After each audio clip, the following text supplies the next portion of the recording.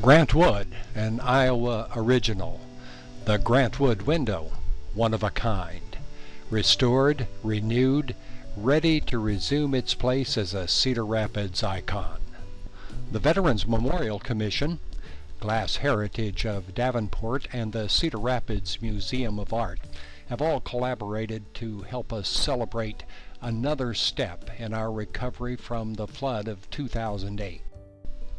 Mike Jager, Executive Director of the Veterans Memorial Commission, Jerry Zieze, a Commission Board member, and John Watts, co-owner of Glass Heritage in Davenport, tell how we got from wrecked memorial to renewed masterpiece.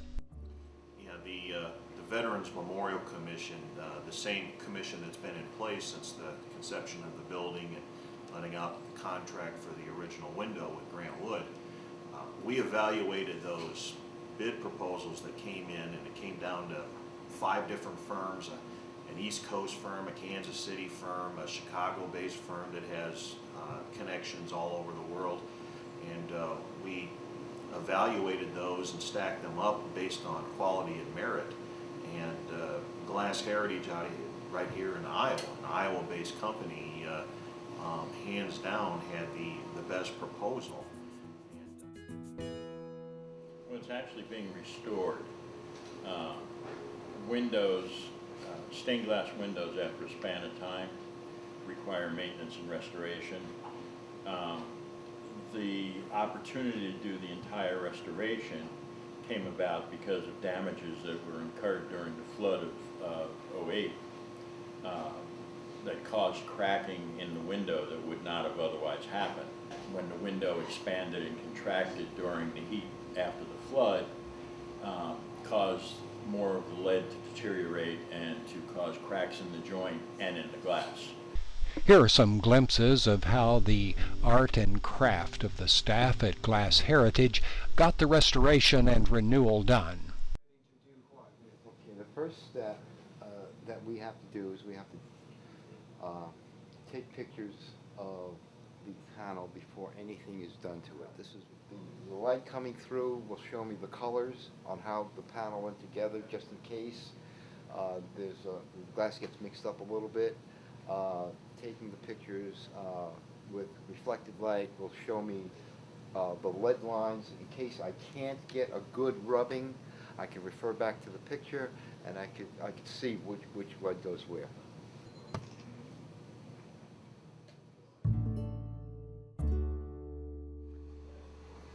Okay, we're going to start to take a rubbing. A rubbing is just to give me the lead lines so that I have a pattern to be able to rebuild the panel after it's been taken apart and cleaned. It's very simple. We take a piece of heavy paper, center the panel underneath it. The importance of this is, especially in this window, is that there are separate pieces of lead that are different sizes in every panel. There's some that are 3/8 of an inch, some that are 1/2 inch, and some that are 3/4 of an inch. And it's vital that we have an accurate documentation of what those sizes are, so that when we reassemble, we use the same size lead. And the rubbing is the best way to get those lead, what are called lead profiles. First thing I do is I mark where the reinforcement bars would go, and that's these copper wires that are actually soldered to the panel. Taking the rubbing is a lot of fun. You use crayon on the paper, and you try to get, you can see the profile of the lead, so we know what size lead goes where. As Jimmy works, he's very careful to run his hand over the panel to be sure there's not a line of lead that he's neglected to pick up with the crayon. Sometimes they're not as obvious as you would think, and you have to do a double check to be sure that there's not a lead line crossing somewhere like here or here that he's missed. So he goes over it repeatedly with his hands, and then as he gets through, he will begin to lift up and compare what he's done with what's underneath to be sure that all the lead lines have been picked up, and that in cases like this, that the profile has been marked, because sometimes there's a high spot on the lead and you get a single line, so he has to go back and be sure that he's gotten both sides of the lead line, so he knows exactly how wide the lead is. And some of our Erica is actually disassembling and cleaning one of the panels that make up the Grand Wood window. The panels are soaked in this wonderful soaking table in very high-tech solution of warm water and dishwashing detergent. And the dishwashing detergent, believe it or not, is a degreaser, and it helps to clean the glass while it's soaking. It also helps to soften any putty that's still existing, as well as helping to soften the lead a little bit. It makes disassembly of the windows a lot easier. What she's doing is trying to make sure that any glass that has that comes to a sharp point, that she doesn't break it off, because that's where the glass will break the most. She's cutting the face of the lead to try to get it to loosen up. Very gently, she wiggles it back and forth in order to try to dislodge it from the lead.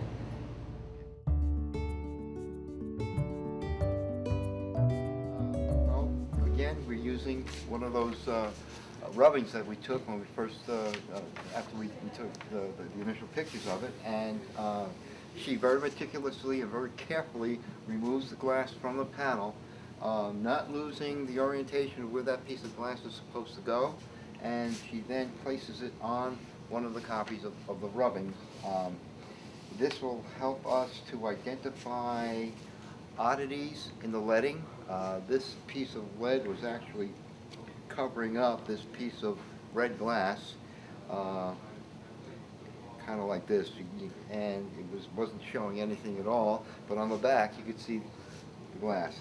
And she'll leave this, and we'll keep this with the panels, and this panel will then be ready to be re-leaded.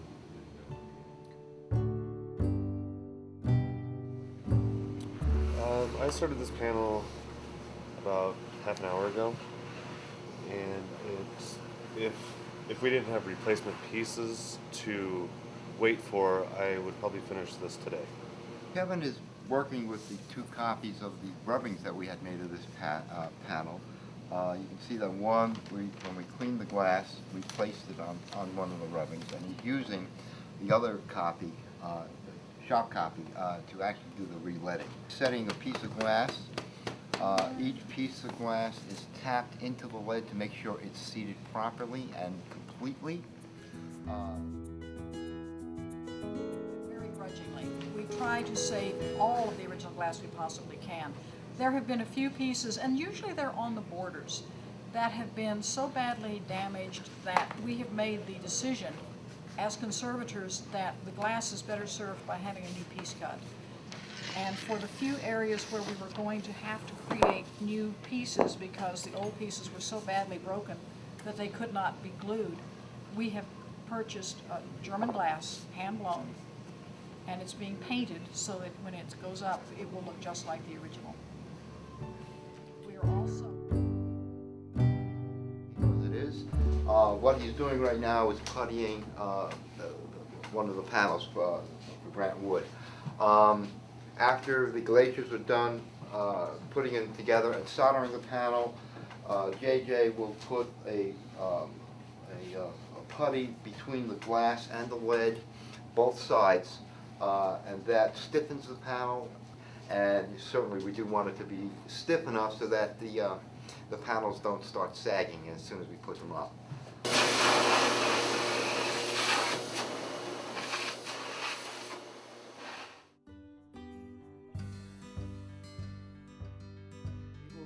When we are done with the puttying, we take our final picture of it on the light wall. We will let it sit on under a bench or in a crate for a couple of days, and then detail it, making sure that there's no putty that has oozed out. And we will clean it down one more time, maybe lightly brush it again with some whiting and vacuum it up and buffing it, and go back into its crate and be stored in the basement for eventual transport to the site. Beginning late in May, installers from Glass Heritage began putting the panels of the Grant Wood window in their proper places. The Grant Wood window will be dedicated during Freedom Fest on July 4th at Veterans Memorial Coliseum. Glass Heritage installers Doug Gammon and Adrian English explain how they're doing it. Now we're in the final phase of reinstalling the stained glass. And what we're doing now is putting one row completely across. Then we'll put the old protected glass back on to protect it until the new protected glass frame gets here on job site. Then we'll take all the old glass off and the old steel frame and put a new aluminum frame in place, and then put protective covering back over it, and then we'll seal it up again. So it's going to take another 40, 50 days, maybe longer. It all depends on if everything goes like it's supposed to. It's in that neighborhood of time-wise. So.